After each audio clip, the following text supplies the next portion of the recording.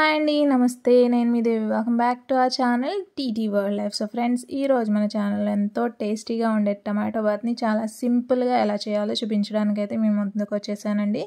So let's get start the video. So దానికోసం stove on చేసి stove మీద ఒక కడాయి పెట్టుకొని అందులో 1 కప్ వరకు బొంబాయి రవ్వని తీసుకుంటున్నానండి.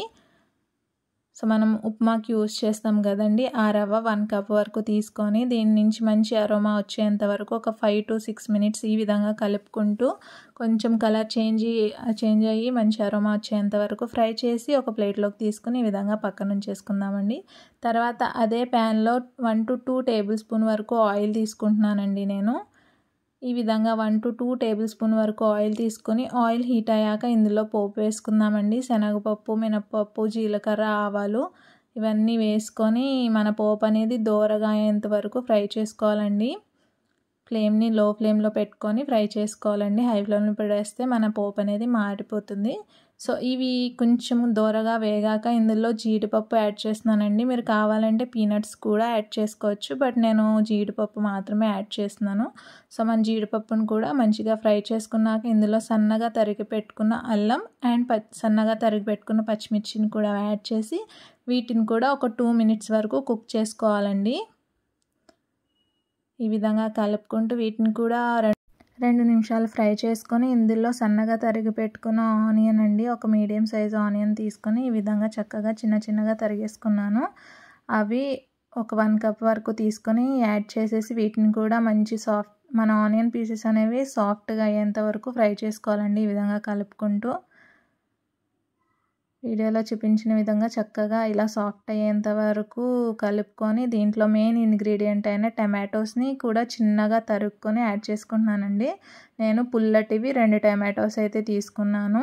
వాటిని ఈ విధంగా చిన్నగా తరిగేసుకొని యాడ్ చేసేసుకుందామండి. యాడ్ చేసుకొని వీటిని కూడా చక్కగా ఫ్రై చేసుకోవాలండి.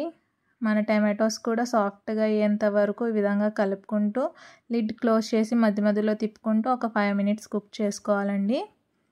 సో ఈ విధంగా 5 మినిట్స్ కుక్ అయిపోయాక దీంట్లో ఒక 1/2 టేబుల్ స్పూన్ వరకు పసుపు కూడా వేసుకొని మరొక 2 మినిట్స్ అయితే మన టమాటోస్ అండ్ ఆనియన్స్ని కుక్ చేసుకోవాలి. తర్వాత ఈ విధంగా 2 మినిట్స్ కుక్ అయ్యాక మనం ఏ కప్తో అయితే రవ్వ అదే కప్తో 3 కప్స్ ఆఫ్ వాటర్ అయితే తీసుకుంటున్నానండి. నేను 3 కప్స్ వాటర్ యాడ్ చేసుకొని ఇందులో సరిపడా సాల్ట్ కూడా వేసేసుకొని ఈ వాటర్ అనేది మరిగి బాయిలింగ్ అయ్యేటప్పుడు మనం ఫ్రై చేసి పక్కన పెట్టుకున్న రవ్వను కూడా దీంట్లో యాడ్ చేసేసుకోవాలండి.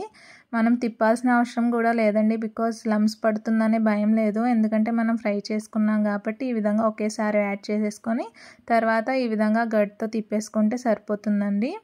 ఈ విధంగా కలుపుకుంటూ మన టమాటో బాత్ అనేది దగ్గర పడేంత వరకు ఉడికించుకోవాలండి. ఇలా ఒక 5 to 6 మినిట్స్ కలుపుకుంటూ ఉడికించుకుంటే మన టమాటో బాత్ అనేది దగ్గర పడిపోతుందండి చక్కగా. సో ఈ స్టేజ్లో ఈ విధంగా దగ్గర పడ్డాక దీంట్లో 1 టేబుల్ స్పూన్ వరకు నెయ్యి అండ్ సన్నగా తరిగిన కొత్తిమీరతో గార్నిష్ చేసుకుంటే మన ఎంతో టేస్టీ అండ్ హెల్దీ అయిన టమాటో బాత్ అయితే రెడీ అయిపోతుంది. సో మీరు కూడా ట్రై చేయండి. మీకు ఎలా వచ్చిందో నాకు ఖచ్చితంగా కమెంట్ చేసి చెప్పండి. అండ్ మన ఛానల్ని లైక్, షేర్, సబ్స్క్రైబ్ చేసుకోవడం మాత్రం అస్సలు మర్చిపోకండి. మరి ఒక్క వీడియోతో మళ్ళీ కలుద్దాం. Bye friends.